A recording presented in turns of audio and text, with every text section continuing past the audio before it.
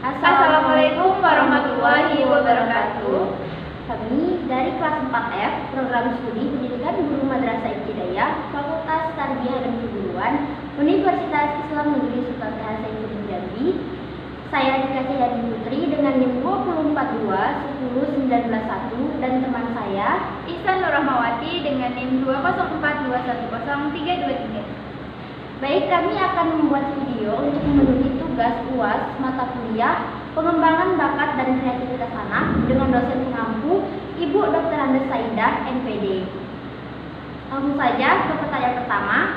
Baik, untuk pertanyaan pertama, bagaimana cara pengembangan kreativitas bidang nilai agama dan moral?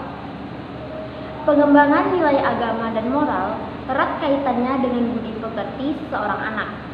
Sikap sopan santun, kemauan melaksanakan ajaran agama dalam kehidupan sehari-hari.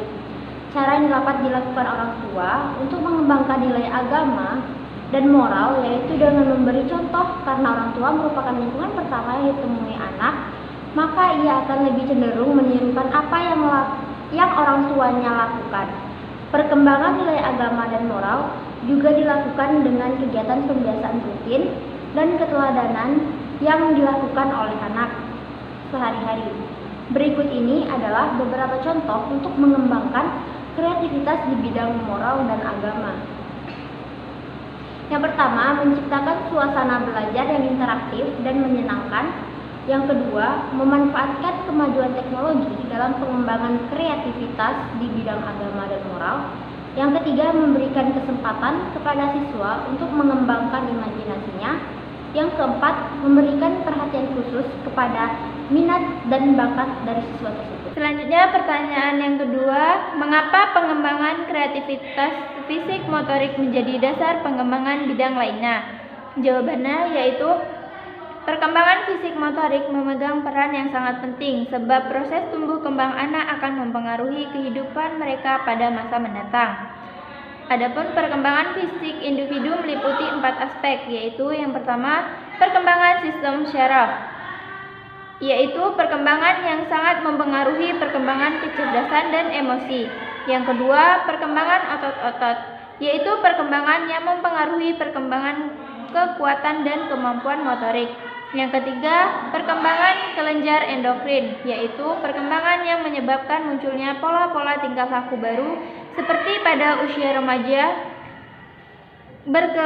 berkembang perasa senang untuk aktif dalam suatu kegiatan yang sebagian anggota terdiri atas lawan jenis. Yang keempat yaitu perkembangan struktur fisik atau tubuh, yaitu perkembangan yang meliputi tinggi, berat, dan proporsi.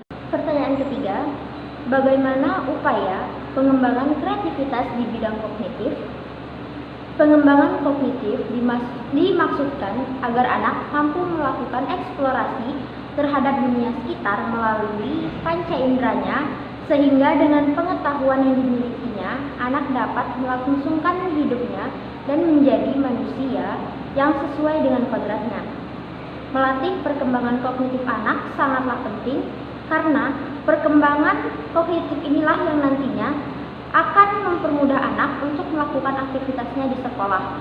Jika kognitif anak belum berkembang dengan baik, maka ia akan mengalami kesulitan dalam melakukan kegiatannya sehari-hari. Perkembangan kreativitas kognitif diantaranya dapat memainkan API sesuai tujuan pembelajaran, membedakan warna, membedakan bentuk, membedakan ukuran, menyebutkan macam-macam profesi, beranalogi, menceritakan gambar, dan berhitung.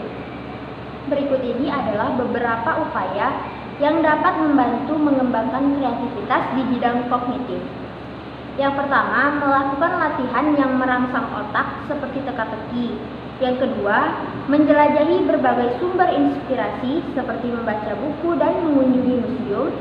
Yang ketiga, menciptakan lingkungan yang mendorong kreativitas, misalnya dengan menata ruang belajar dan menghiasinya dengan warna-warna yang cerah.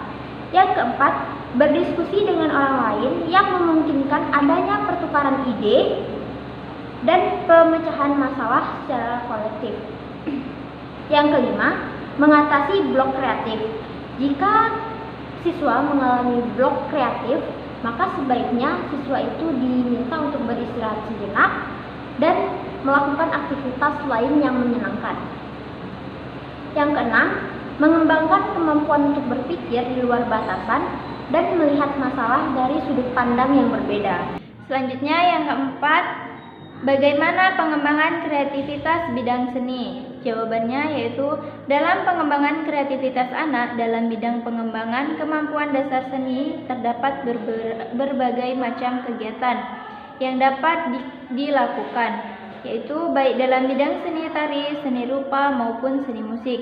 Untuk memicu kreativitas anak dalam bidang seni dapat diberikan melalui kegiatan-kegiatan sebagai berikut, yaitu yang pertama, menggambar.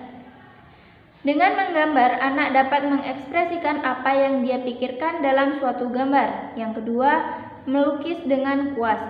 Dengan melukis dengan kuas, anak dapat bereksplorasi dengan warna dan dapat membuat suatu karya abstrak dari goresan kuas yang ditolehkan ke dalam gambar.